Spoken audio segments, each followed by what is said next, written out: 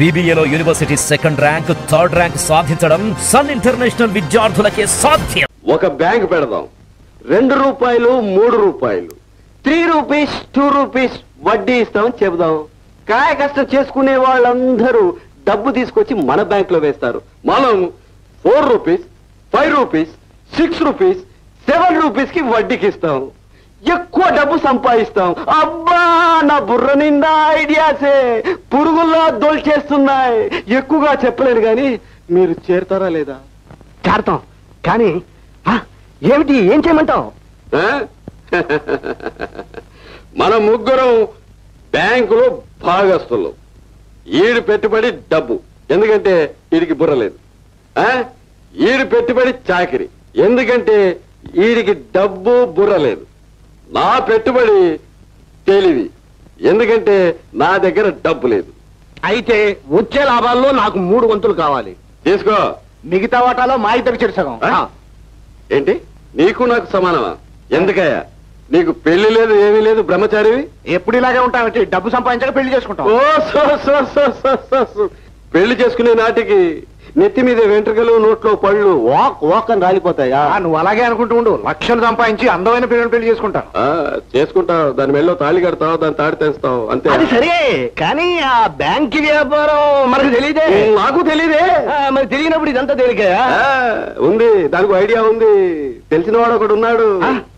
ఎవడో కాడు, bank manager Satyanarayana. వాడు నీతి నిజాయితీ గలవాడు. వాడిని ఆ బ్యాంక్ లో నుండి రిజైన్ చేయించి మన బ్యాంక్ తెప్పించుకుందాం. కానీ వాడు అక్కడ రిజైన్ చేస్తాడంటావా? ఎందుకు చేయడయ్యా? 10 పైసలు వాటా ఇస్తానంటే ఆటోమేటిక్ గా వాడే రిజైన్ చేసి మన బ్యాంక్ కి వస్తాడు. నాకు బ్యాంకులో వాటా వద్దండి. జీతం 100 రూపాయలు ఎక్కువ ఇస్తే చాలు. చూశారా సత్యనారాయణ నీతి నిజాయితీ? వాటా వద్దంటున్నాడు, 100 చాలంటున్నాడు. 100 కాకపోతే 200 తీసుకో, నీకు ఇవ్వటానికి ఏంటయ్యా?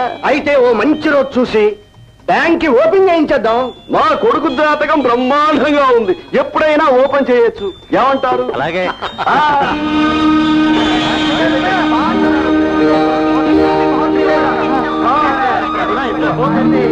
మిస్టర్ రామ్ నారాయణ, మిస్టర్ గోవింద్ నారాయణ, చూసారా మన ప్లాన్ ఎలా పారిందో? ఇదేముంది, ఇంకా ముందేమవుతుందో చూడండి. 10 రోజులు తిరగకుండానే శ్రీ లక్ష్మీనారాయణ స్వామి బ్యాంకులో డబ్బుతో పాటు బంగారం, వెండి పోటీ పడాలి. లక్ష్మీనారాయణ, నా డబ్బు కన్నా నీ బుర్రే గొప్పదు. ఎంత డబ్బు, డబ్బు, డబ్బు, అబ్బా నగలు, డబ్బు. చూసావా రామనారాయణ, 3 సంవత్సరాల్లో ఎంత సంపాదించావు? ఇదంతా సంపాదన ఎలా అవుతుంది లక్ష్మీనారాయణ? ఎందుకు కాదు? వాళ్ళ డబ్బు నగలు వడ్డీతో సహా తిరిగి వద్దు. ఇవ్వాలి, కానీ ఇవ్వమే. వాళ్ళు ఊరుకుంటారా? ఎందుకు ఊరుకోరు? పీకు తినరు.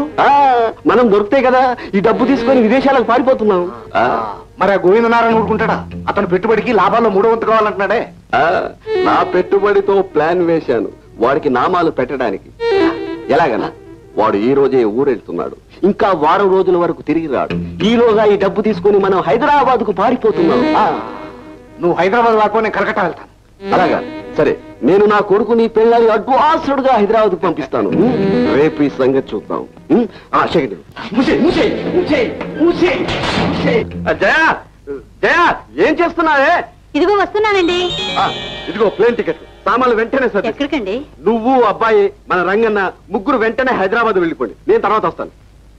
ఏమిటండి అంత వివరాలు అడగకు, చెప్పించాయి. ఇదిగో టికెట్లు.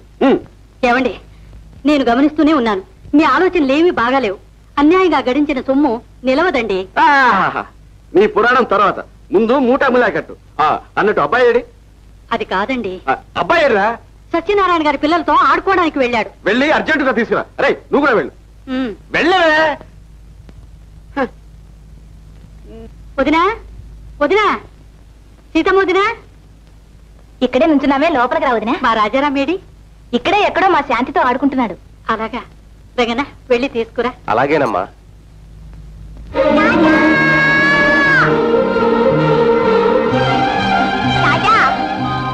ఇదిగో చాక్లెట్, అన్నీ నాకే ఇస్తున్నా, నువ్వు తిను. నాకొద్దు. ఏ? నాకు కడుపులో నొప్పి, రాత్రి అంతా ఒకటి జ్వరం, నువ్వెప్పుడు ఇంతే. నేను పెద్దయ్యాక నీకు మంచి మంది ఇప్పిస్తాను. వద్దులే, ఎప్పుడు నీతో ఆడుకుంటుంటే నాకే జబ్బు ఉండదు. తిను. బాబు రాజారాం, అదిగో రంగన్న. తొందరగా రా బాబు, అమ్మ పిలుస్తుంది. ఎందుకు? మనం ఊరేళ్ళాలట, నాన్నగారు తొందర పడుతున్నారా? అదేమిటి ఉదయం వెళ్ళిపోతారా? మళ్ళీ ఎప్పుడు వస్తారు? ఆయన అడిగితే ఏమి చెప్పరమ్మా, కసుపుసమంటారు. ఇన్నాళ్ళు ఒకే కుటుంబంగా కలిసిమెలిసి ఉన్నాం, మళ్ళీ ఎప్పుడు కలుసుకుంటాము? ఏమోనమ్మా, ఆ భగవంతుడి దయ. అమ్మా శాంతి, అత్తయ్య వాళ్ళు హైదరాబాద్ వెళ్తున్నారట. నిజమా అమ్మా? అవును నాయన, ఈవేళే ప్రయాణం. మళ్ళీ ఎప్పుడు వస్తావు రాజా? అమ్మా అమ్మా, శాంతిని కూడా తీసుకెళ్దాం అమ్మా. దానికి కడుపులో నెప్పట, అక్కడ మందిప్పిద్దాం. ఇప్పుడు కాదులే నాయన, శాంతికి ఎప్పుడు నలతే పాపం. వదినా, ఈ మాల స్వామివారు ఇచ్చారు, ఎప్పుడు పిల్ల మెడలో ఉంచు, ఒంటికి మంచిది. బాబు ప్రతాప్, అనవసరంగా శాంతిని తిట్టడం కొట్టడం పెట్టుకోకు, జాగ్రత్త. వస్తాను వదినా.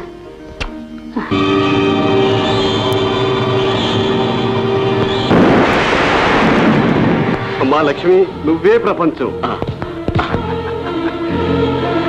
లక్ష్మీనారాయణ, రామనారాయణ, ఊరు నుంచి రాగానే సరాసరి మీ ఇళ్ళకే వెళ్ళాను. మీ ప్లాన్ ఇదైతే మీరు అక్కడ ఎందుకుంటారు?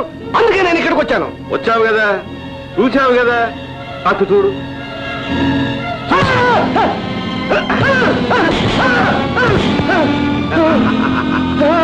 గోవింద నారాయణ గోవింద. ఇక తావు.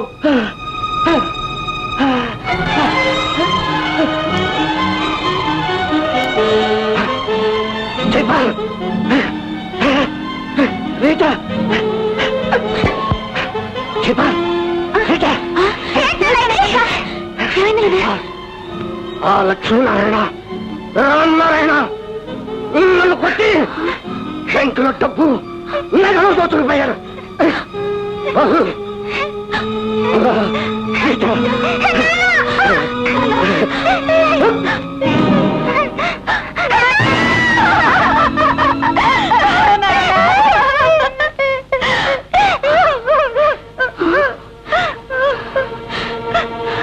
లక్ష్మీనారాయణ, రామనారాయణ, ఎప్పటికైనా మీ మీద పగ సాధిస్తాను. అయ్యో, బ్యాంకులో డబ్బు నగలు అన్ని దోచుకుపోయారు. ఇప్పుడు ఏం చేయాలో నాకేం అర్థం కావటం లేదు. ఇది ఎవరి పని అయి ఉంటుంది? లక్ష్మీనారాయణ, రామనారాయణ కనిపించట్లేదు. గోవిందనారాయణ సంపించు కూడా వీళ్ళే. నన్ను నమ్ముకొని బ్యాంకులో డబ్బు నగలు దాచుకొని వేలాది కష్టజీవులకు నేను ఏమని సమాధానం చెప్పగలను?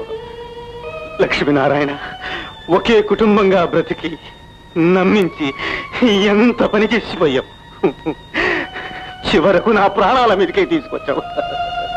సత్యనారాయణ, బయటికి రా. మా డబ్బేం చేశావు? బయటికి రా, బయటికి రా, బయటికి రా.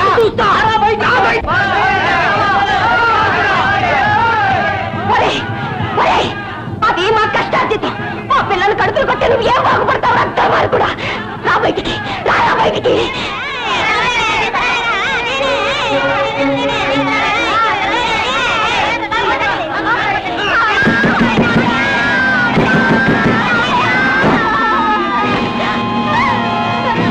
అయ్యో పాపం, ఏ పాప ఎరగరా? నీతి గలవాడు, అందుకే ఉరిపోసుకున్నాడు. అది కాదురా, ఆ పిల్లలు దిక్కులేని వాళ్ళు అయిపోయారా. చచ్చిపోయాడా? దొంగముండా కొడుకు, మమ్మల్ని అన్యాయం చేసి చచ్చిపోయాడు. మమ్మల్ని అన్యాయం చేసి చచ్చిపోయాడు. డబ్బు, మా డబ్బు, మా డబ్బు అంతా పోయింది.